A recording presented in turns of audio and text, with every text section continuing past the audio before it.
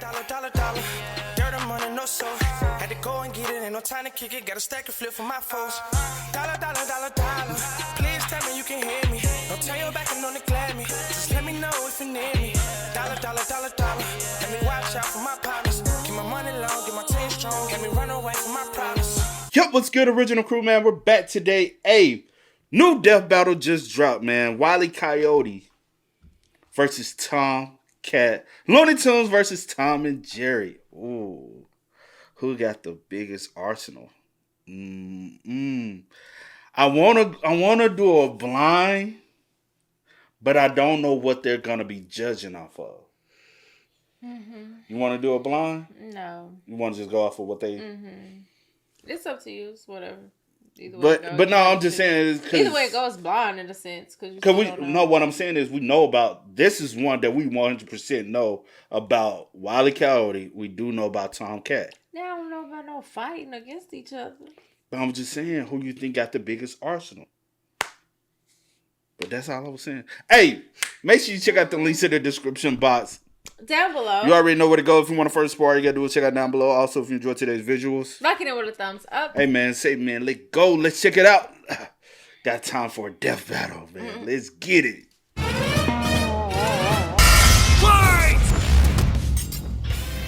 Wile Coyote, the fastest and furriestest of the Looney Tunes. Tom Cat, the powerhouse pussycat from Tom and Jerry. The fans voted for it and we're here to deliver. He's Wiz and I'm Boomstick. And it's our job to analyze their weapons, armor, and skills to find out who would win a death battle.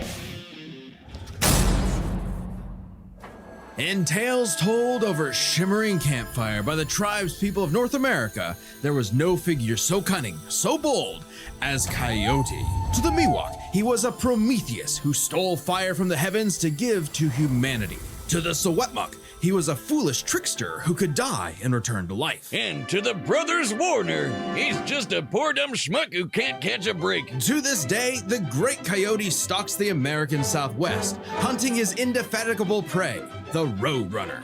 And this modern Wile Coyote is driven by a ruthless entrepreneurial spirit. My bad. I normally pause. I'm not reading all this at the beginning. His height is 5'8", birth 1937, IQ of 207, or he says, eternally hungry, most loyal customer, occasional employee of ACME, inspired by Mark Twain. All right, you got a background? All right. Yeah, and it drove him straight off a cliff. He'll chase that bird-shaped happily ever after to his own inevitable undoing. Such is the lot of the common man. You might not expect it from an anthropomorphic canine Job, but Wile was born the son of world-famous hunter Cage E. Coyote. His father raised him from infancy to hound his avian adversary and forbade him to speak until he tasted victory.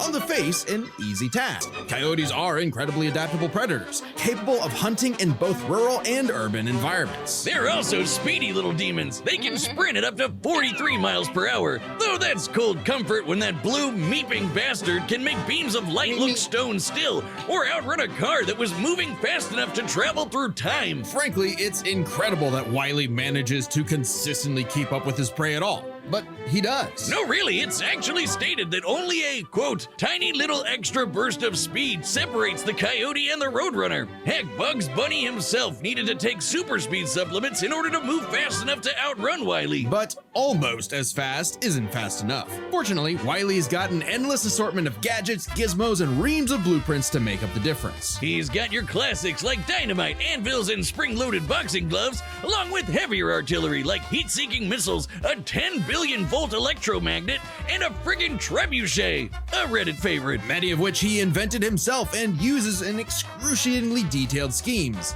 that inevitably go awry. Despite being a self-described super genius, Wile has an officially measured IQ of 3. That's the same IQ as a cactus. Okay, the test results were fake, but he's still an idiot. So why not let a soulless corporation do the hard work for him? Acme sells any product that you can imagine, and Wile is their most devoted customer, contributing up to 99% of its multi-billion-dollar revenue. Thanks for the inherited wealth, Pops.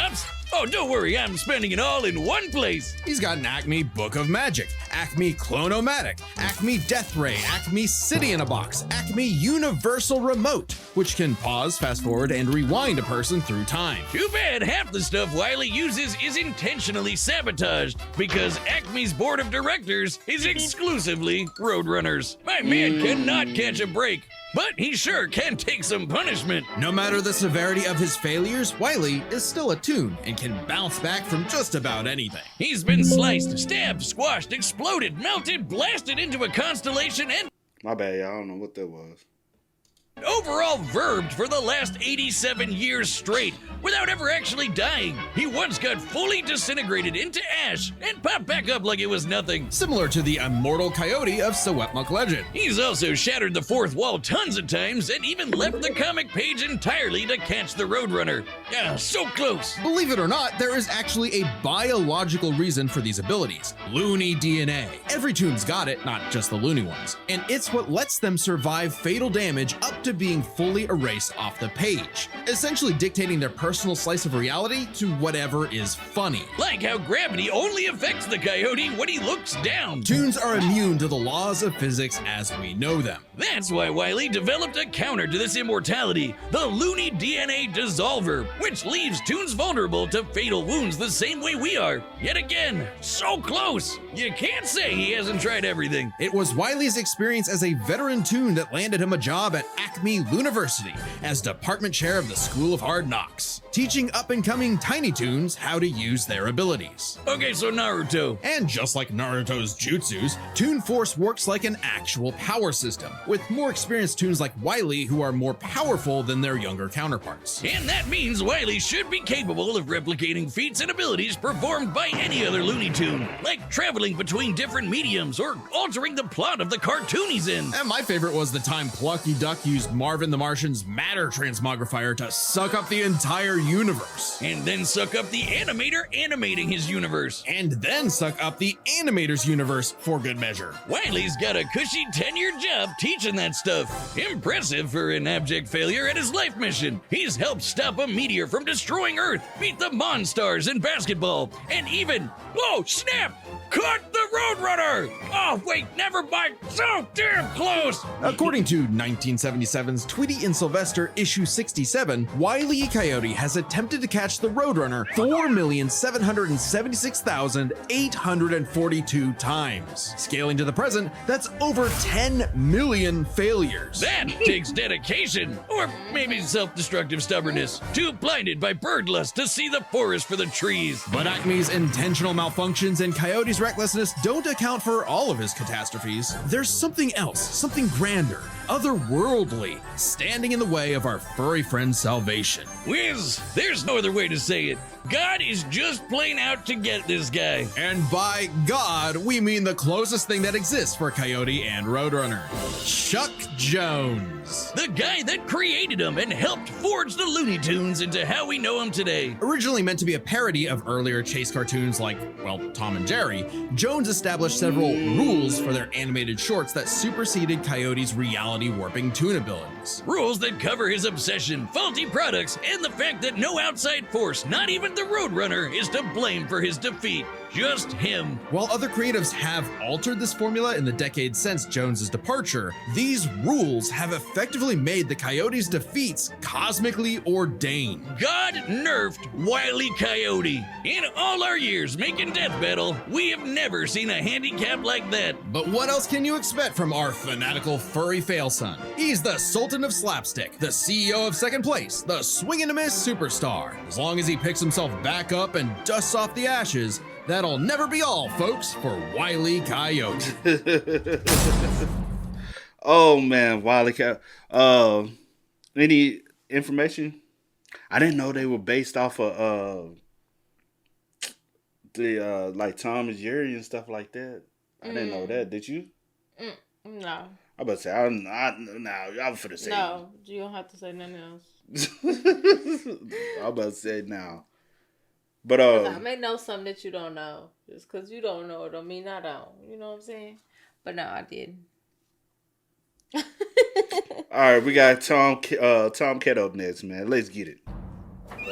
The year was 1939. War raged in Europe between the British Tommies and the German Jerrys. As the beleaguered English made their miraculous escape from the German encirclement off the coast of Dunkirk, one might have called the battle a game of cat and mouse. Oh wow, is that actually where their names come from? I'm looking this up. Regardless of their names' origin, William Hanna and Joseph Barbera's infamous cat and mouse duo became the undisputed kings of slapstick comedy. The formula is simple, and we all know it. Tomcat chases... What was the other one? 19 what? 30... Something. 6? Something like that. 1940 British short hair. Or 1937, something like that. Inspired certain rubber pirate. 11 voice actor. Wow, that's a lot. Other ourselves names after Tom and Jerry has a look-alike cousin who is scared of mice. Is Jerry Mouse around the house? Brutal, bone-shaking, I felt that in my balls. Violence ensues, and Tom is reprimanded by Mammy Two Shoes. Who is, let's say, very much from the 1940s. And if you're like me, all you wanted to see was Tom wipe that smug smirk off that little rat's face. Despite my well-documented hatred of cats, even I've got to cringe at years of propaganda to convince us to side with the filthy, flea-ridden rodent over man's second best friend. Oh, big yawn. House cats like Tom are actually some of Earth's most successful predators. They can run up to 30 miles per hour, leap 6 feet high, and despite being commonly perceived as nocturnal, they're actually crepuscular and hunt in the dawn and evening. Tom specifically is a British shorthair. They're strong, stocky Roman cats bred to withstand harsh conditions. And for Tom, harsh conditions is an understatement. Tom has collected a crazy assortment of weapons in his war against mouse kind. Sure, most of it is the stuff you can find around the average American household, like baseball bats, lead pipes, And guns! Lots and lots of guns. But he's got wackier things like a magic wand, a robo-cat, vanishing cream, and a smart cap that gives him all the knowledge in the world. I'm partial to the Sword of Light and Dark, which severs you from your own shadow, or the Rewind Remote, which can move your victim backwards through time. And you can't forget the cat car and cat jet, spelled with K's of course, but just the cat part. Tom's arsenal is heavily improvisational, which fits his quick thinking in fights over Thanksgiving turkey. Though he often loses his bouts with Jerry, it's not usually because he's dumb or incompetent. Rather, he's just genuinely outplayed. And even in defeat, he's one tough son of a gun. He's been crushed, blown up, had every bone in his body broken, shattered, melted, and vaporized to dust, and survived. Well, mostly. Tom actually has kicked the bucket multiple times, but little known cat fact, he has 9 lives, as established in the episode Heavenly Puss.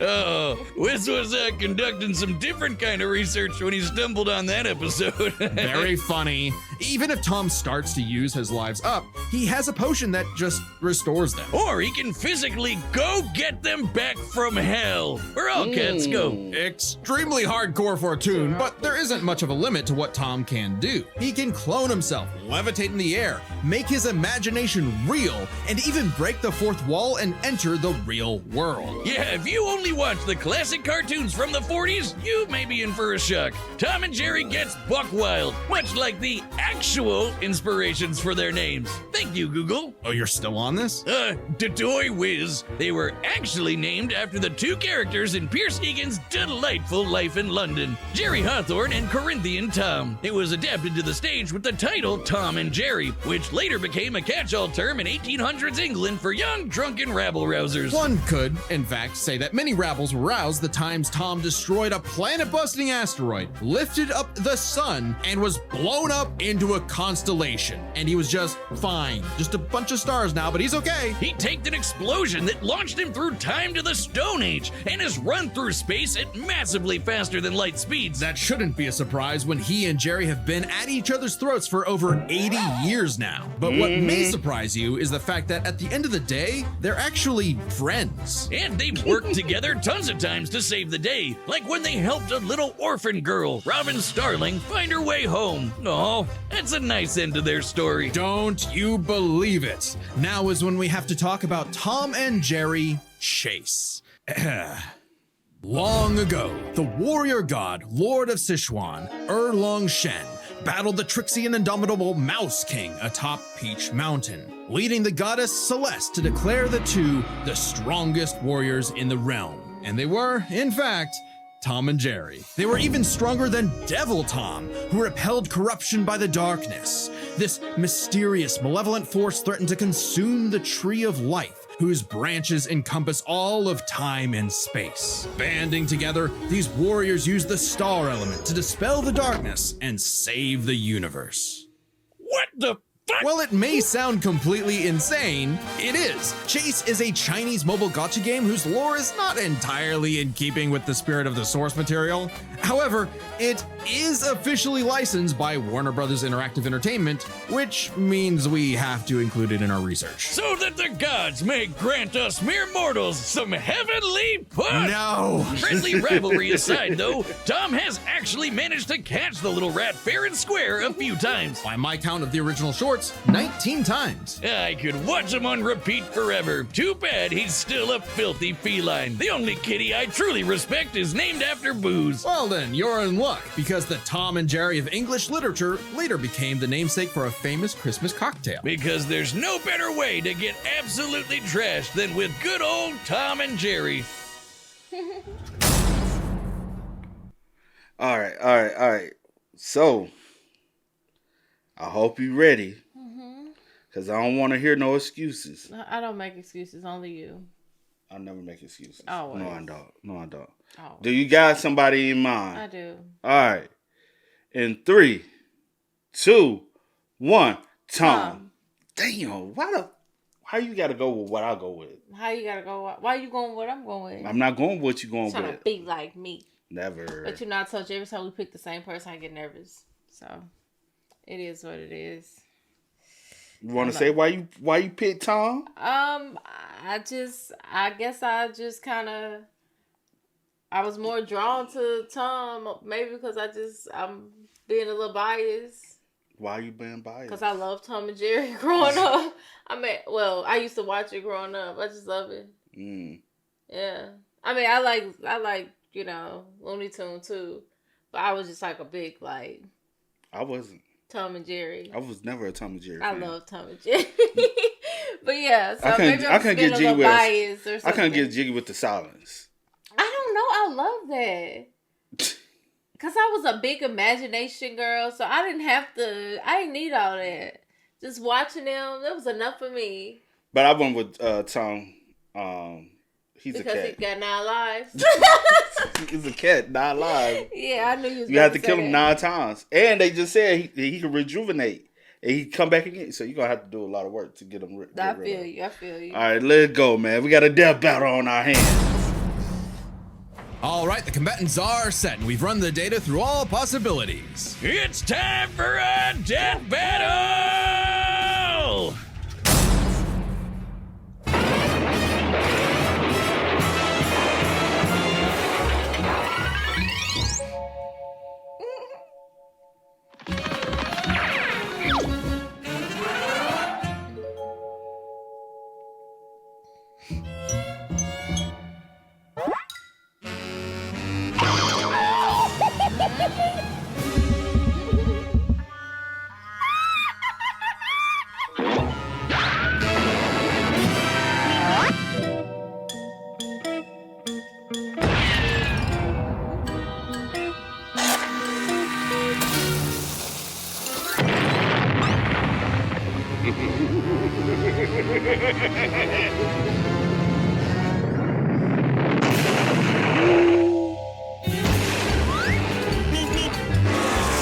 Me.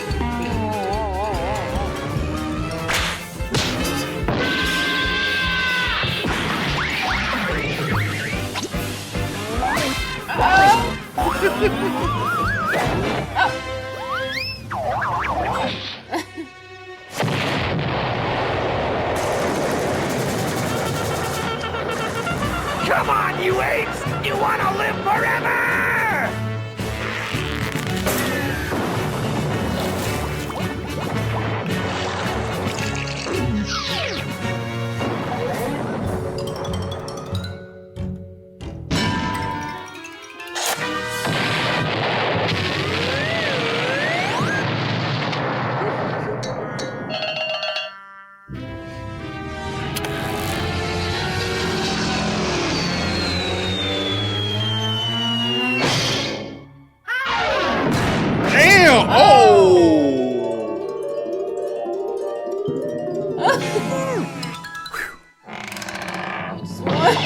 same one. Just one.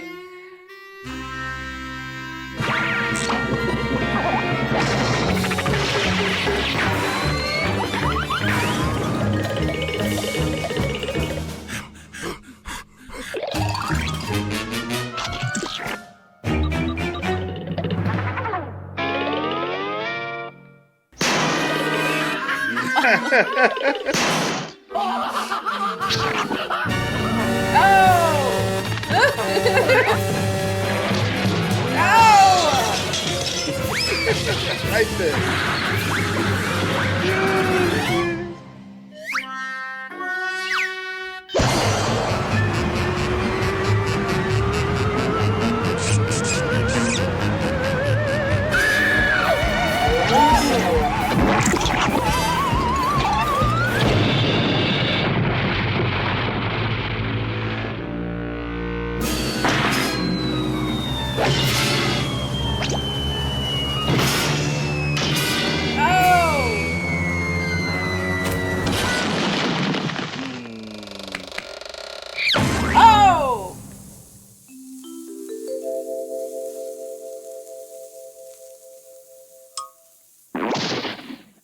Wile E. Coyote, super genius.